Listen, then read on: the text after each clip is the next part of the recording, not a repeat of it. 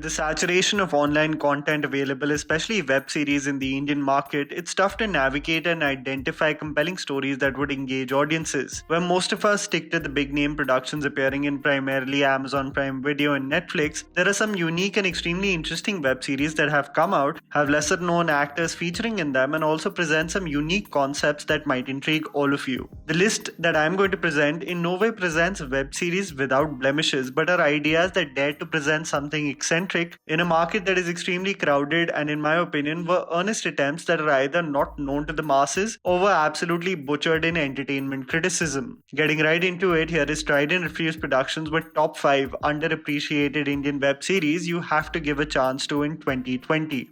MAFIA. Before I get into why I absolutely got engrossed in this lesser known thriller web series on ZEE5, I have to tell you that the web series is extremely graphic and has provocative moments as well, so it's definitely not for the faint-hearted or conservative. MAFIA focuses on a college reunion that takes place in Madhupur. After several years, a bachelorette celebration takes place in the same place that scarred their relationship in the first place. The plot revolves around the engaging game of Mafia, where people take up roles of citizens and the Mafia itself, who execute several killings, unidentified, and through the game, the group has to narrow down on who can be the mysterious killer through the accusations and a defense. The brilliance of the web series is the concept, the inescapable feeling it executes as it is primarily set in one location, and the constant wonder of what was their dark past that changed the dynamics of the friend group completely. And well, who is the Mafia in real life? Well, the web series absolutely falters in 3 things. It has one of the worst trailers that does not do justice to the convoluted yet praiseworthy script, mostly resorting to explicits and hanky-panky. Number 2, this constant need to be cool with excessive profanity. At one point of time, I was literally counting the amount of swearing taking place. And finally, I hate pointing a single person out, but Saurav Saraswat as Ritvik puts forth an extremely hammy performance. The actor gets a lot of sequences with heavy lifting regarding acting, but his broken English and over-the-top theatrics dampened the effect of the otherwise very impressive thriller. Namit Das, Tanmay Dhanania, and Anandita Bose put forth exceptional performances. Mafia is representative of a creative work like Escape Room or Ouija, but done right. It is not as superior as the 1999 thriller Con, but presents why the same format is so effective as a thriller. The series brilliantly positions the viewer as the moderator of the game, noticing the interaction among several characters so that you can eventually objectively decide who is the Mafia. PUSHPAVALLI. One of the most criminally underrated web series when it released in 2017 was the Smokey Suresh starrer PUSHPAVALLI, a socially awkward and underconfident girl who deems fit to stalk her, well, what may come across as an aspirational love interest but is far more complicated than that, in order to just be in the same proximity as them. The series boasted of exceptional performances, some inventive writing, finally gave me a representation of a fictional character that models my humor, basically Pankaj played by Naveen Richard, and a twisted take on an unconventional lead barely explored in the Indian market. Where Season 1 barely scratched the surface regarding the mysterious intentions of PUSHPAVALLI and her ulterior motive, Season 2 absolutely blew me away on what a deep dive it took regarding a stalker protagonist. Season 2 explores PUSHPAVALLI's appeasement of her mother's wishes in Season 1 to get hitched, yet her constant battle in not getting over her obsession with Nikhil, that in many ways is still unfulfilled. The series, especially Season 2, is a compelling 8-episode series that takes a closer look at the psychology of an imperfect character like PUSHPAVALLI, carrying out several socially problematic actions, often absolutely oblivious to their ramifications. The sense of delusion and destructive nature of the protagonist, mind you, never glorified, has an odd knack of transfixing you. Many people will have polarizing opinions regarding the conclusion of this series, but it is a highly interesting debate to have nonetheless. Do DM me on Instagram if you have seen it. I've got into literal fights discussing this shocking development and conclusion of Season 2. Undekhi. I on a whim watched the first episode of Undekhi on SONYLIV, expecting nothing really, and I have to say that I don't regret my decision at all, as it has to be one of the biggest surprises of 2020. The web series focuses on a union of 2 families. On the surface, one a conservative business family and the other from a defense background. What seems like a happy union beyond the surface has many secrets that slowly get unraveled as the episodes progress. What acts as a catalyst to spearhead this story is the unfortunate murder of a performer at the wedding, which leads to a thorough investigation by the police force, specifically an officer from Sundarbans seeking for the truth, constantly facing roadblocks in a corrupt land. Manali in this case, influenced by money and power.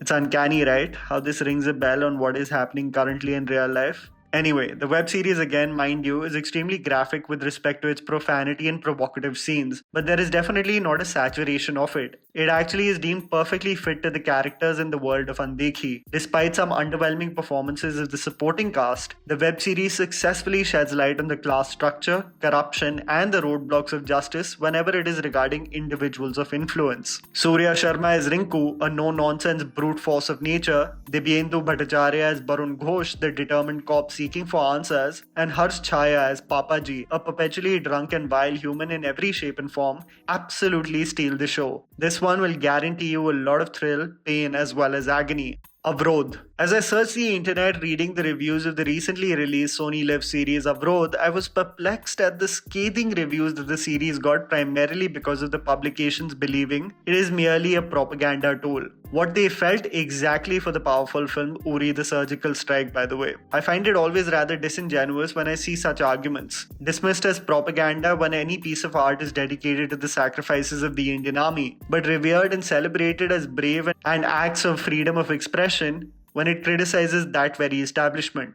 Avrodh, based on SHIV and Rahul Singh's chapter We Don't Really Know Fear from the book India's Most Fearless, provides a detailed account of the Uri attack and its retaliation. It is not a mirror image of the movie that it is constantly compared to, as it provides layers of stories not presented.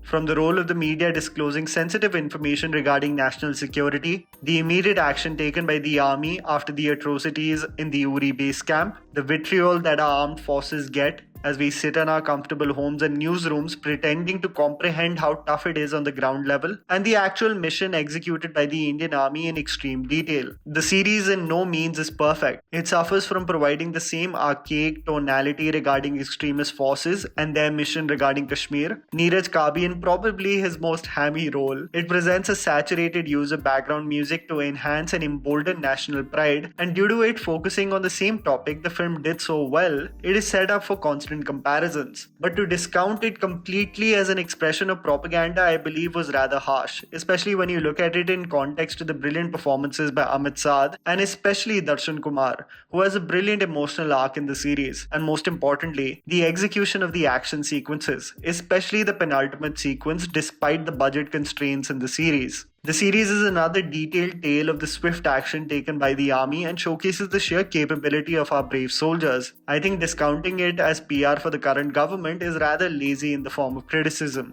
Bandish Bandits. Another series again that I was seeing oddly negative reviews for was the Amazon Prime Video series Bandish Bandits, and I can wholeheartedly say that I strongly disagree with that viewpoint. With the inundation of crime thrillers and courtroom dramas, Bandish Bandits is a breath of fresh air regarding the several Indian web series that have been presented this year. The series is the odd union between a traditionalist and purist by heart, a Hindustani classical musical singer Radhe played by Ritvik Bhaumik, and a confident commercial pop star Tamanna played by Shreya Chaudhary. How this collaboration creates a musical synergy that resonates with the masses is only one aspect of the series, but it sheds light on the inner battle of the artist between selling your soul to the devil of corporatization or staying rooted to the art form and honing one's craft. Most importantly, it is a commentary on what most artists will connect with, their constant struggle in pursuit of excellence while managing their fickle egos. Yes, the series does disperse its focus over 10 episodes to focus on subplots that don't affect the grand scheme of things in the series, but I assure you, it genuinely develops into a storyline that is deeply poetic in many ways. The series is visually beautiful, capturing the essence, landscape, and beauty of Rajasthan with conviction. The production design, especially the costumes, extremely regal and grand. Where the dynamic main leads Ritvik and Shreya are exceptional, there's no doubt about it. It is the supporting cast that really win you over completely in this series. Can I just say there isn't a single scene in this series featuring Kunal Roy Kapoor as a music label manager that I didn't burst out laughing. Roy Kapoor has this effortless quality at delivering the most creative insults with such ease, and moreover has a very natural presence in front of camera. He was one of the best elements of Delhi Belly, and the industry definitely needs to explore in capitalizing on the talent that the actor possesses. Trisha Chaudhary and Atul Kulkarni, in their brief appearances, do a phenomenal job. It is Nasruddin Shah, however, and the musical trio of Shankar Ehsaan Loy that stand out as the stars of the show. Shah, embodying the aura of a patriarch purist, set in his ways, presented the same intimidating body language like that in his haunting portrayal in the 2017 film The Hungry. It is his scenes, especially as he sets in Radhe's mind the importance of Riyaz and the time dedicated to the craft, which can only lead to an artist standing out, emerges as some of the most memorable sequences of the series. I have to mention, however, the final episode, as the walls to protect oneself are broken down and there is a sense of vulnerability among the characters, especially one sequence shared between Shah and Shiba Chadda had me weeping in tears. Just a classic case of capable actors doing what they know best. Where I wasn't a fan of the fusion tracks of Bandish Bandits, it is the Hindustani classical musical numbers that will stay with you. Sung beautifully by many artists including Shankar Mahadevan, Javed Ali, Jonita Gandhi, Farid Hassan, and Mohammad Aman, the series may just make you explore Hindustani classical music from here on. I thoroughly enjoyed the series that slowly but steadily engages you and presents you something out of the ordinary at a time, where many series come across as rehashed products of the same format. And that was the video, guys. Write down in the comments below what you thought about the several series that I have mentioned and what you recommend. Please don't forget to follow me on Instagram. The handle is right in front of you. Follow me at JammyPants4. Also, please support us by smashing the like button and subscribing to our channel for weekly content ahead. Thank you for watching.